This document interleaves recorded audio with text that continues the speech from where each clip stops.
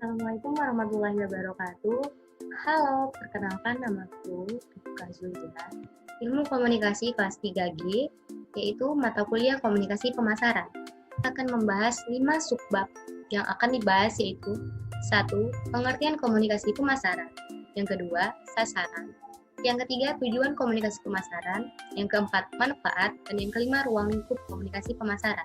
Komunikasi pemasaran merupakan pertukaran informasi dua arah antar pihak atau lembaga yang terlibat dalam pemasaran. Semua pihak yang terlibat dalam proses komunikasi pemasaran melakukan cara yang sama, yaitu mendengarkan, bereaksi, dan berbicara sampai tercipta hubungan pertukaran yang memuaskan. Pertukaran informasi, penjelasan-penjelasan yang bersifat membujuk, dan negosiasi merupakan seluruh bagian dari proses tersebut. Dari Manggadalena Asmajasari 1997. Yang kedua, sasaran. Sasaran akhir komunikasi pemasaran adalah untuk meningkatkan penjualan produk dan layanan perusahaan.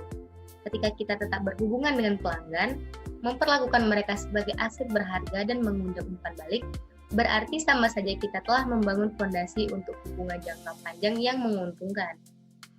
Tujuan komunikasi pemasaran meliputi 3 bagian tujuan utama, yaitu 1. Komunikasi informatif, yaitu untuk menyebarkan informasi. Yang kedua, komunikasi persuasif, yaitu untuk mempengaruhi melakukan pembelian atau menarik konsumen. Dan yang ketiga, komunikasi mengingatkan kembali, yaitu untuk mengingatkan khalayak untuk melakukan pembelian ulang.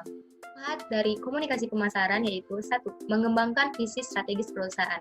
Dengan menggunakan teknik komunikasi ini akan membantu perusahaan untuk mengembangkan visi yang strategis, berkaitan dengan memanfaatkan peluang pemasaran dan juga perangkat yang dapat membantu perusahaan untuk membuat inovasi terbaru dalam mempromosikan suatu produk.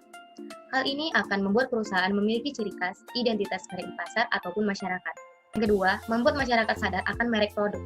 Secara tidak langsung, komunikasi yang baik dan benar akan membuat masyarakat menjadi sadar akan merek produk perusahaan meskipun banyak produk serupa dari kompetitor. Keunikan dari ciri khas yang dimiliki sebuah merek mampu mendorong masyarakat lebih mudah mengenali produk. Dan yang ketiga, menonjolkan keunggulan produk secara kompetitif. Melalui komunikasi pemasaran, perusahaan bisa melakukan komunikasi yang strategis dan tepat melalui beberapa media pendukung untuk mempromosikan produk yang dia jual. Perusahaan bisa merancang iklan produk dengan kualitas gambar, video, atau tulisan yang unik, sehingga persaingan antar perusahaan bisa dilakukan secara kompetitif. Yang keempat, memunculkan niat baik. Selanjutnya, melakukan teknik komunikasi ini akan menemukan niat baik perusahaan dengan cara mengikuti berbagai kegiatan terkait tanggung jawab sosial untuk kepentingan masyarakat. Selain itu, perusahaan juga akan dapat itikat baik dari konsumen. Yang kelima, menjalin hubungan baik dengan konsumen. Konsumen merupakan unsur terpenting dalam sebuah bisnis, maka dari itu, teknik komunikasi yang dilakukan secara tepat akan membentuk hubungan yang baik antar penjual atau perusahaan dengan konsumen, sehingga konsumen memiliki kepercayaan terhadap produk dan melakukan pembelian selanjutnya. Yang keenam, menarik investor.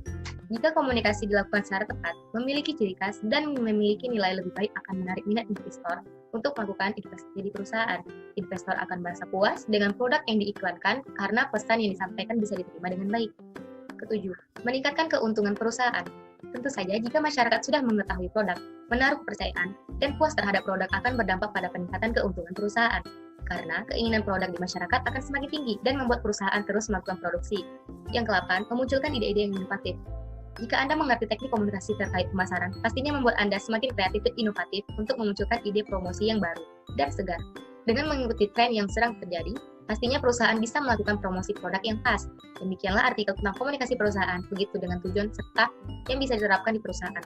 Namun, tentu saja perusahaan harus menentukan cara strategis pemasaran yang baik agar pesan yang disampaikan bisa diterima oleh masyarakat. Selanjutnya, ruang lingkup. Kegiatan pemasaran selalu ada dalam setiap usaha, baik usaha yang berorientasi profit maupun usaha-usaha sosial. Hanya saja sebagian pelaku pemasaran tidak atau belum mengerti ilmu pemasaran, tetapi sebenarnya mereka telah melakukan usaha-usaha pemasaran.